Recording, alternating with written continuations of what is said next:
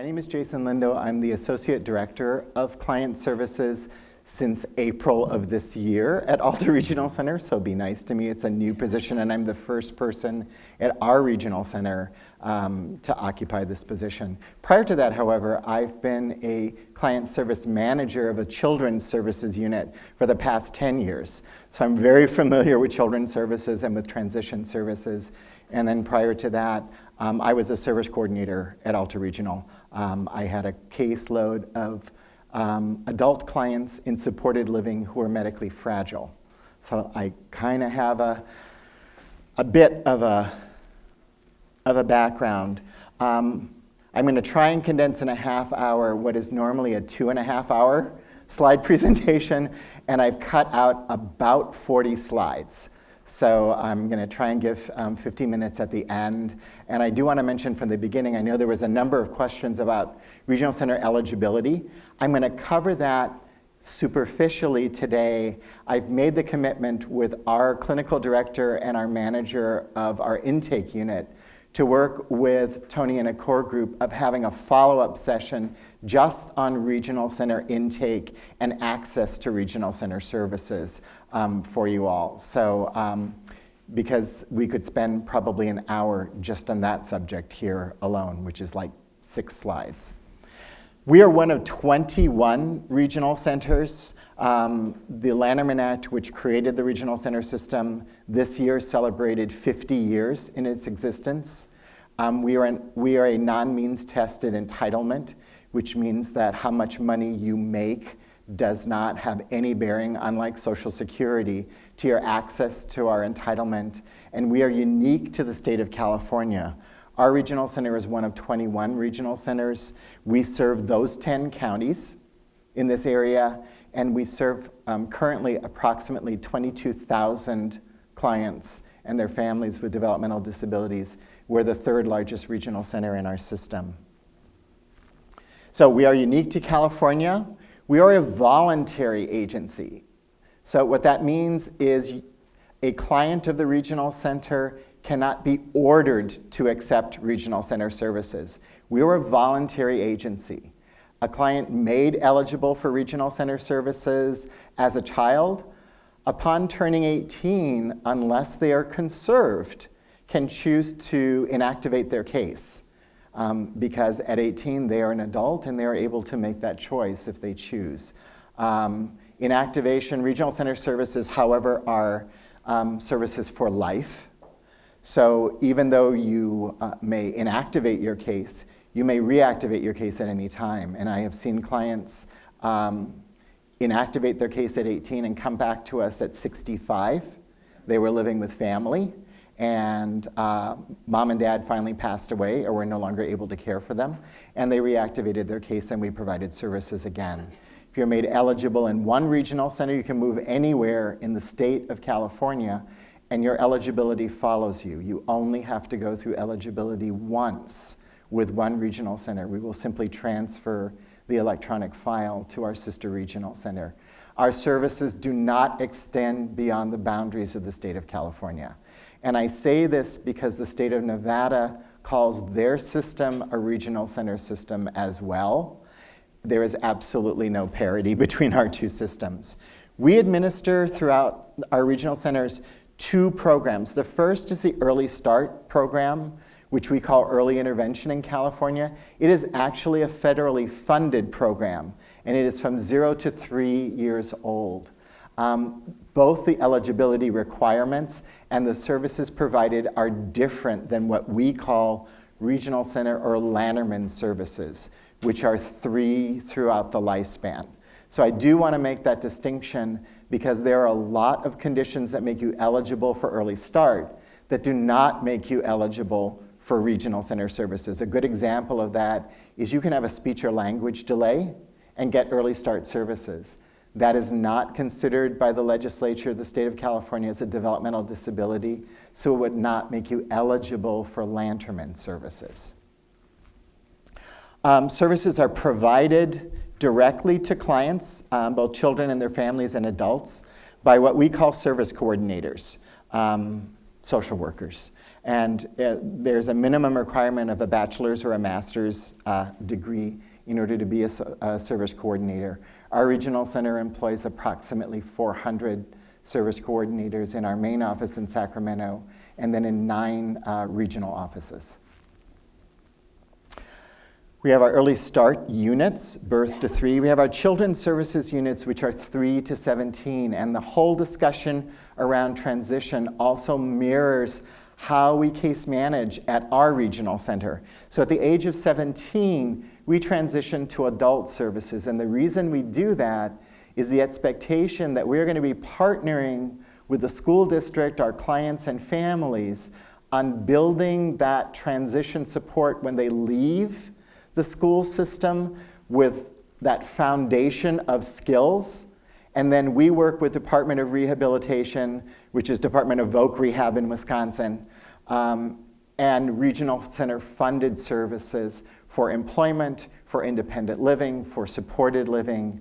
But we want to bring the adult service coordinators, which specialize in those services, into the IEP process. So that's why at 17, we've had the 16, at age 16, we've had the transition IEP where California Education Code mandates not that the regional center be present, but that we be noticed of the date of the IEP.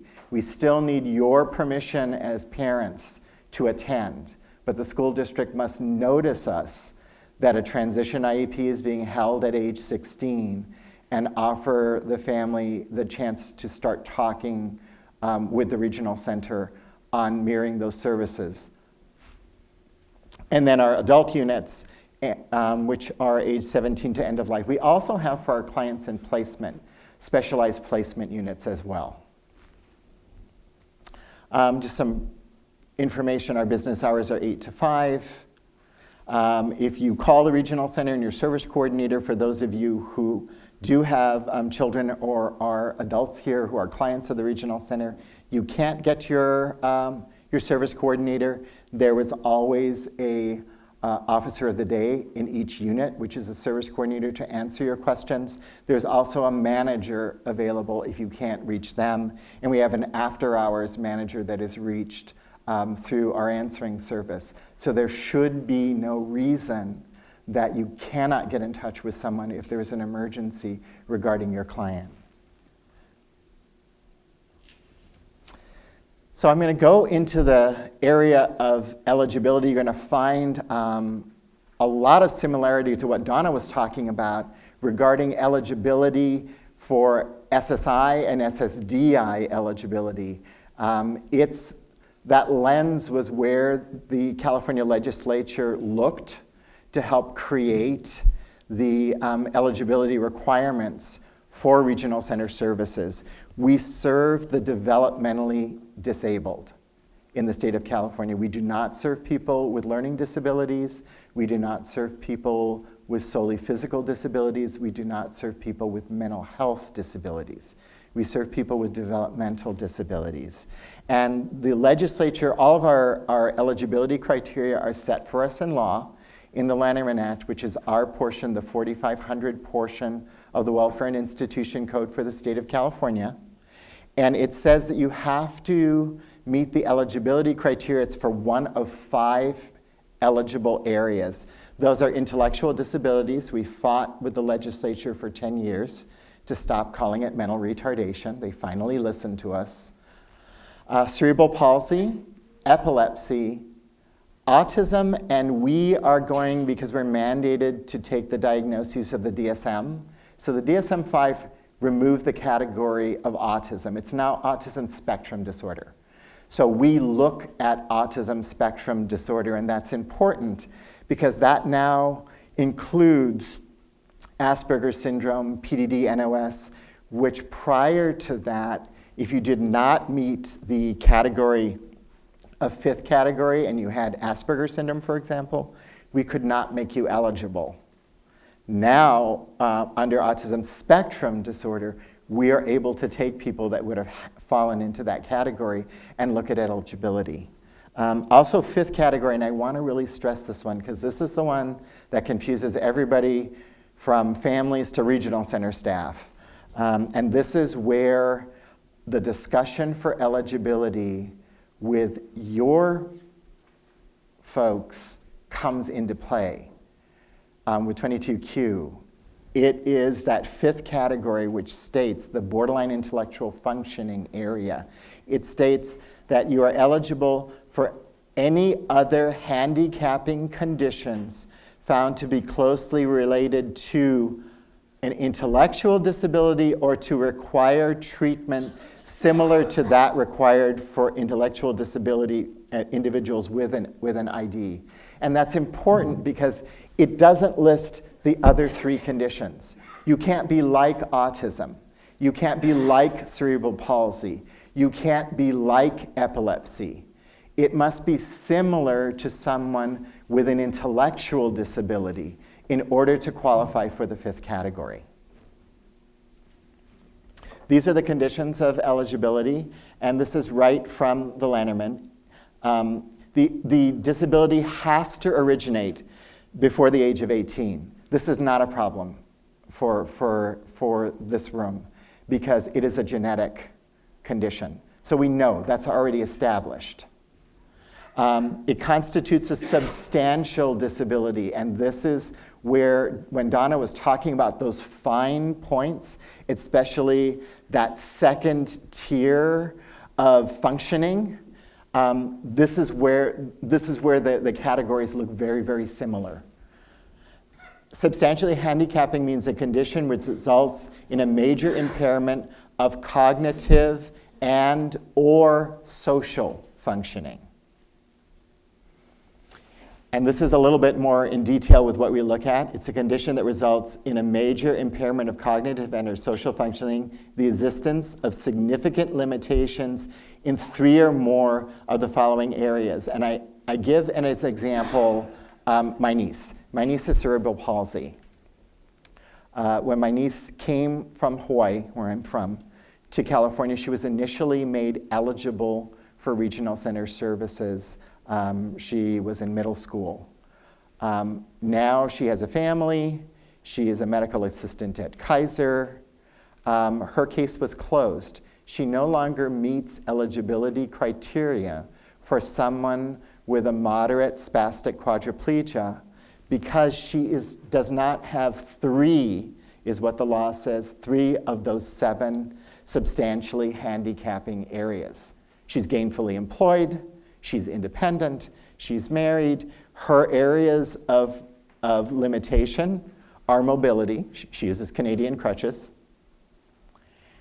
And a mild expressive language problem, again, due to her cerebral palsy. That's not enough to make her eligible, even though she was born with cerebral palsy. You know, she was born severely premature. So oxygen deprivation was the etiology. She's not eligible for our services. A developmental disability shall not, and this is where the gray area comes with 22Q. It cannot be solely psychiatric. So if the primary symptoms you have are psychiatric symptoms, and there is no intellectual disability or borderline intellectual functioning, it does not make you eligible. It cannot be solely a learning disability. There are folks that are severely disabled with speech and language disorders, but they don't fit the legislature's definition of a developmental disability that is considered a learning disability. And it cannot be solely physical in nature. And the reason I give this is we have very, very, very few clients who have spina bifida, for example. Severely physically handicapping or multiple sclerosis because there is no comorbid intellectual disability to that. The law was written very, very specifically by the California legislature on the pathway to regional center services, and that was done because it's eligible for life and it's a non-means tested entitlement. We're the only non-means tested entitlement in the state of California currently. This is how you get in touch with us. It's going to be in the slides, so I'm going to move quickly past that. This is how the intake process works very quickly. The family calls us. You will either get a intake line, a dedicated voicemail box, leave your name, the time, your phone number, and a time that's best to reach you, or you will get a live person from the operator. You're going to get the main operator. You're going to say, I want to talk to someone in intake about eligibility. If your family member or if you are wanting regional center eligibility and you're 18 or over, unless you are conserved, you must request that yourself because you're an adult and we're voluntary services. If your family member is unable to do that, my suggestion is to do a walk-in and say, I'm here to support them, or get on the line and say, I'm going to talk after this. Can you indicate, yes, you want mom, dad, brother to talk with you? Even a verbalization will allow that phone call to go through. But if you're not a minor by law, we have to know that, because again, our services are voluntary, that the person wants to go through intake. Once that's done, we're going to start a file and a review, and it's a very similar review process to what Social Security Administration does. By law, we must render a decision in 120 days, and you will get a decision by mail. If you are made eligible for regional center services, at that point, you're assigned to a case management unit, and we start working with you to provide services. If you are not, by law, you have the right to due process, and you can take us to fair hearing through the Office of Administrative Law, and it would be before an administrative law judge through OAH, and we will assist you, or mandated by law to assist you to take us to hearing if you want. So if you have any questions about how to do that, call your intake worker, and they will be more than happy to help you fill out the paperwork, work with our legal services unit, and I supervise the manager in that unit, to help you calendar that. We will also put you in touch with the Office of Clients' Rights, who can represent you. If you're found eligible, you're assigned to a service coordinator, and I went through what happens if you're determined ineligible. So first thing to know about regional center services, and this has been emphasized in trailer bill language since 2007. Every year they keep hitting us with a bigger and bigger stick to remind us that generic resources must be exhausted prior to regional center funding anything. We are considered a payer of last resort. So if your child is eligible for California Children's Services, then that is a generic resource.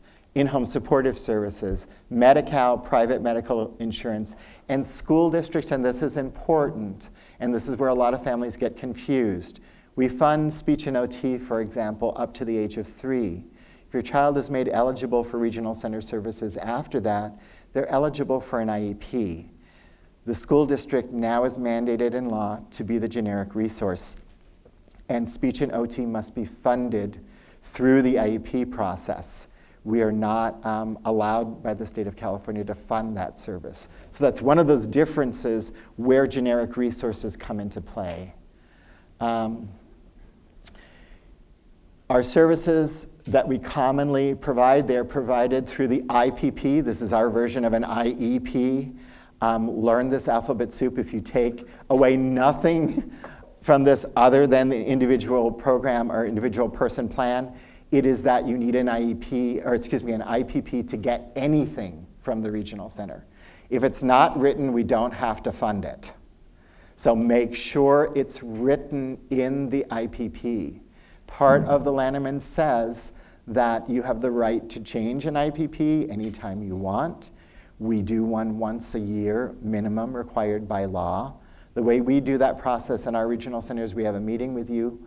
We fill out a signature sheet contract that just shows what we're going to fund. We follow up with a detailed written IPP. I tell families and clients, read that really carefully. You don't understand it, get your service coordinator on the phone, talk it through. If there's anything in it that you don't agree to, you need to tell them, and we need to work with you on how to word that language. Frequently, families will make their own corrections to their IPPs, send it to us, and we use your language directly into the written document. We often provide behavioral services. The main change in this does not apply to this room unless anybody has a family member here who has been diagnosed with autism spectrum disorder. California now has state law that both Medi-Cal and private insurance must provide ABA for people with autism spectrum disorder. So they are now the generic resource. The regional center used to exclusively fund those in-home programs. We fund almost none of them now because of the generic resource. However, behavioral services, very important. We do fund adaptive skills training. It's a train the trainer model, working with the family or the client if they are an adult. And that's working on both those individual adaptive skills and those second tier skills. We fund socialization programs. We also fund behavioral intervention services, and this is our shorthand at our regional center for severe behaviors, usually self-injurious behaviors or severe aggression. We fund respite services. Respite is not designed to be a substitute for the direct care of a family member for their child or their adult living with them. It's designed to provide a temporary break or respite from that person's care. And it's assessed based on the need, not of the family, because all of our services are designed for the need directly to the client. It's on the needs of the client and the strain or the stress that puts on the caregiver. We can provide by law up to 90 hours per quarter. There are some exceptions to that. And you are, through a regional center funded care home, you are also eligible for up to 14 days of out-of-home respite. We can refer to Disability Rights California, to the Office of Clients' Rights, if you do need an attorney, and these services are free. We also refer to our family resource centers. So transition happens at 17. There is a transition IPP, just like there's a transition IEP. It can be held in the client with the client's family. It's the service coordinator, hopefully the adults involved in that family, their circle of support. And we would also like to hold that. Usually my recommendation is hold it the day before or either before or after the IEP for that child. So we're all talking about and all agreeing in the same room what services we're going to be providing and how they can complement each other. At 18, there is a change in legal status mandated by law. At 18, just like with an IEP, if the client is not conserved, they are the primary person to sign their IPP, not the parents. And if they disagree with anything in the IPP, we must acquiesce to their decision. However, our service coordinators work with our clients who are 18 to help them understand that you're not going to be successful without the support of your family. And you don't magically not need them at 18 when you needed them at 17 the day before. We also talk about alternatives of conservatorship, and I think that would be a good discussion for this group at another time, because California does have a lot of alternates to conservatorship, and we do have 2 levels of conservatorship, one specifically for the developmentally disabled called limited. Our mandate by the state is least restrictive. So we frequently advocate if there is a way not to conserve, we're bound by law to talk about that and advocate for it. The school district. There is a big difference with when the regional center gets involved between a diploma and a certificate of completion. The main difference with that is under current California educational law, if you have a certificate of completion, it is the school district's responsibility to be working with Department of Rehabilitation and through the adult transition IEP to do those independent living services and those basic job skill trainings. The regional center's job is to support, be a part of that, and to talk through and identify the programs that would both closely match and lead into that student when they exit at 22, and to start round about the age 20, 20 and a half, start families and clients touring those programs. At 18, with a diploma, must have a diploma. At 18, with a diploma, the school's responsibility ends, and the regional center's responsibility for supporting those adult areas comes into play. These are examples of generic resources that the regional center cannot supplant: in-home supportive services, Social Security, Department of Rehabilitation, Department of Mental Health, and Medi-Cal. Once you exit from the school system, we work very closely with the Department of Rehab for testing and for assessment. Once we get out of that phase, if there isn't a direct access to employment, the regional center then takes over for the Department of Rehabilitation in job training and job support. So that's why we're really important.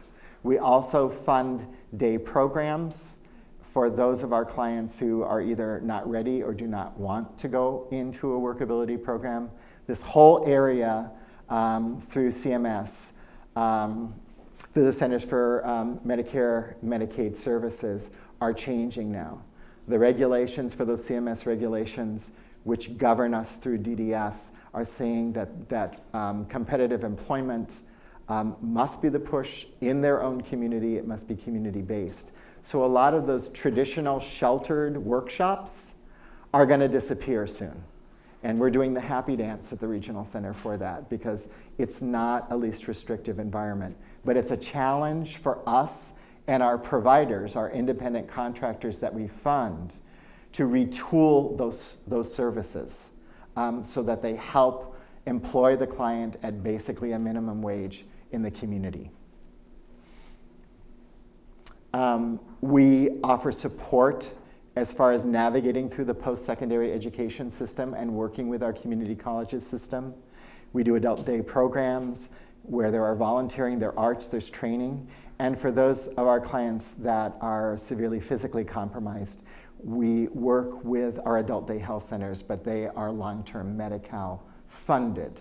So they're not regional center funded, but the regional center does have a certain amount of oversight, and we do work with them. We provide transportation. We have living options. Many of our clients live with their family. They live independent through independent living services. These are agencies we contract to that teach budgeting, shopping skills, how to negotiate with a landlord, how to read a contract, all of those things that Donna was talking about. For those folks that need a little bit more help but want and are able to live independently and can direct their staff, we have supported living services, where we have staff that live up to 24 hours with the client in their own home. It cannot be the home of a family member. The law precludes that. And then we also fund and have, along with community care licensing, oversight for group homes. We do provide transportation.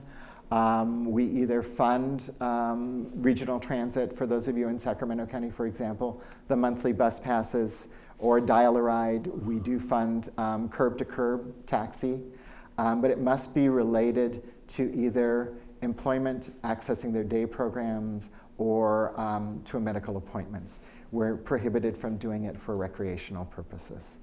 Our services are there, as it says, until death do us part. We recently had our longest-lived client pass away at our regional center at the age of 102.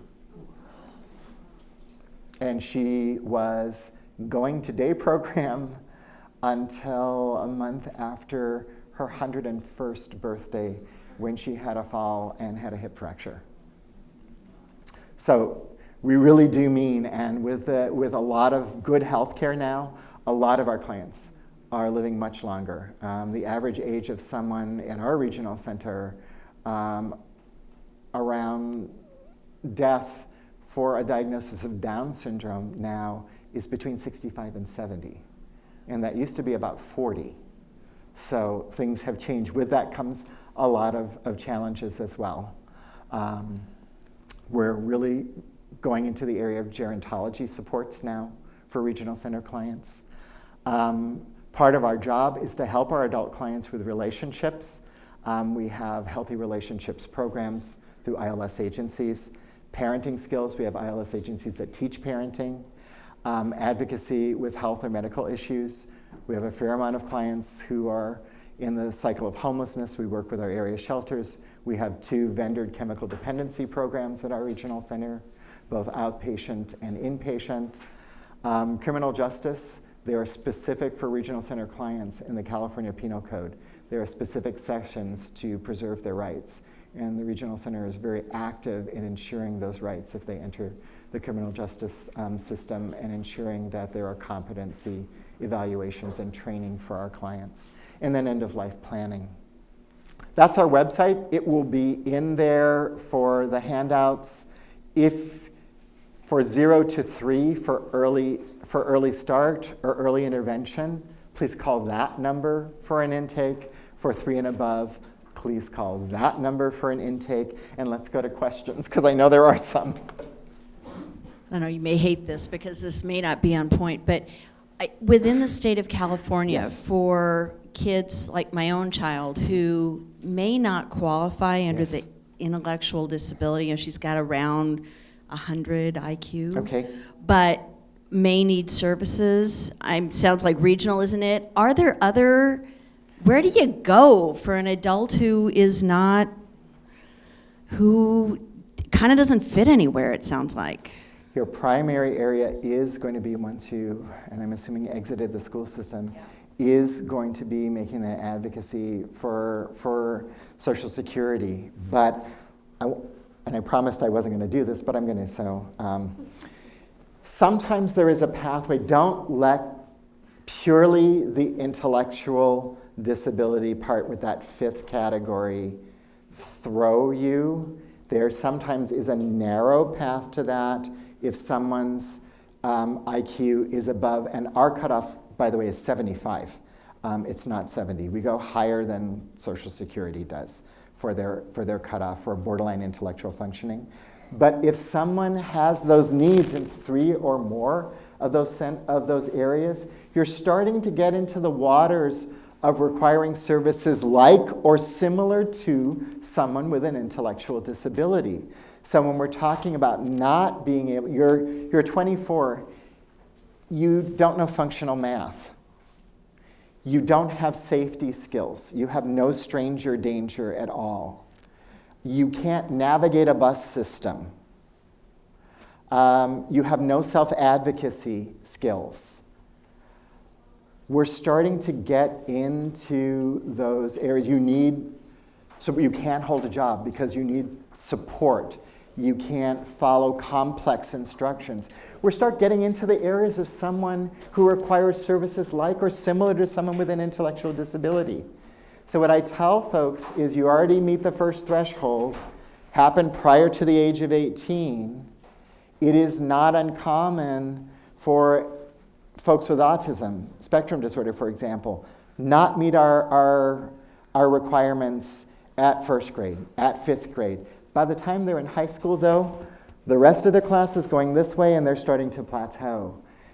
The law says, even if you were made ineligible, anytime you have new documentation that we did not consider at initial eligibility, so things have changed, has to be measurable, has to be written. That's where all of those assessments from Department of Rehab, for example, come into play.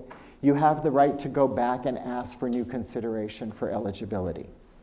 So it's not, the good thing about our system is it's not always as cut and dry as Social Security is. There's a little bit of leeway in the law. The worst we can say is no, you don't qualify, but you won't know until you make the attempt. So that's what I always tell people.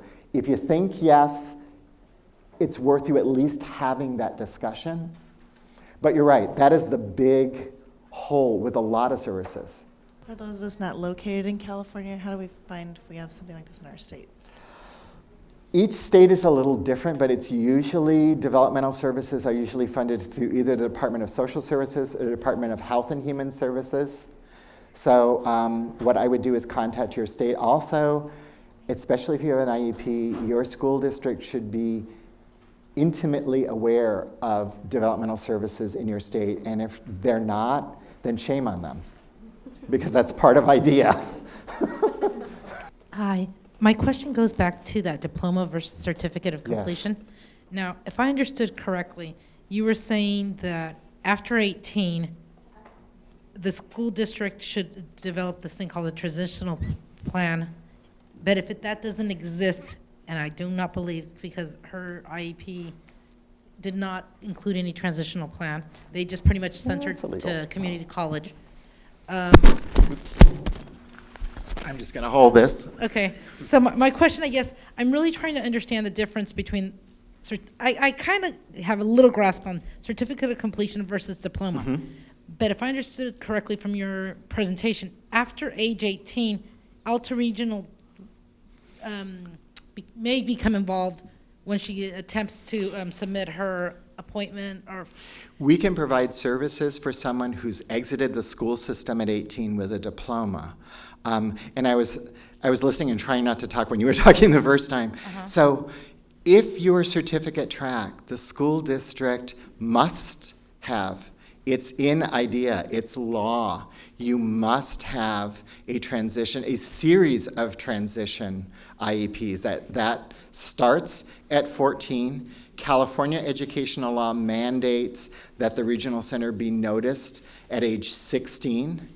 And usually with most of the school districts, at least in our area here, at age 18, you transition off the high school campus and into an adult transition program, still part of the school district. The school district is mandated to have those yearly IEP meetings with you and to be providing those services up until the 22nd birthday. So and every year you have the right to an IEP, and you should be having one. Okay, none of that took place, meaning there was no transition plan whatsoever. They pretty much gave her a certificate of completion, and she was registered for community college. Okay. So what do I do, or what should she do at this point? What recommendations do you have? Is your regional center client? She was part of your Early Start program till age 3. Till age 3, okay. If you think that she qualifies for regional center services wherever you are in California, our regional center or another regional center, what is really important for you to bring to that is any assessments they did. For all of you, for regional center services, gold to us is your triennial testing. So always ask your school district for copies of every single test they do for the triennials, and bring those, because what it shows us is benchmarks every 3 years of progress with recognized testing by psychologists, which is what we need to look at eligibility. So that is what I would say as far as looking at regional center services. If you don't qualify for regional services, then again, you're kind of in that gray area where there are very limited supports. I would go back to Department of Rehab and see if Department of Rehab has some services that would work with the community college system for job training. That would be, and the enabling center at the community college should be able to assist with that. Also, I would call, they're great resources, call your local family resource center. The family resource centers often have really good workshops around accessing services. Okay, if her last triennial, the last triennial she had, if her IQ level was below the 70 mark and below in the 60 area, would that qualify Yes, her? and they did testing for that? Yes, they did. Yes, bring that testing to your regional center, yes, because that's documentation of IQ and functioning level. So yes, that's the kind of testing, and that would actually speed up the process, because if it was thorough enough, we would not need to do our own testing. We would simply accept what the school psychologist did. Can they test your son, the school district? I come from Washington State. Oh, okay. And my son has an IA. And from the school district, they told us they removed the IA this year, and they said that based on a behavioral evaluation that my son had, that they find out that he didn't qualify. My first question is, can they do a behavioral evaluation on your kid without your consent? That's my first one, because that's, my Not- first question to them was this Not one. in and- California, and no, said- they can't. And they said that, that yes, they could, But, but at yeah, I least don't know would about have- Washington. I would like to be informed that Right. this is running on. And second is the possibility of, do they have the right then to remove an IA just based on a behavioral evaluation? Because my kid doesn't have any behavioral problem. He's well behaved, but he has lots of developmental delays and intellectual needs. I can't address the specifics of an IEP, especially in a district in another state, but in generalities, what I can tell you, my experience, the unit I supervised, I worked with 6 different school districts, and it was pretty uniform. You need parental consent in order to do any kind of assessment, and that should be done through the IEP process and written in the IEP. And then anytime the school district is withdrawing a service, you have the right to due process if you disagree. So my suggestion is, if you disagreed with that IA being removed and you feel that your son needed those supports, you should go to the school district and ask to reconvene in writing an IEP to discuss that service. And then if you disagree, don't sign the IEP and request for due process. Thank you.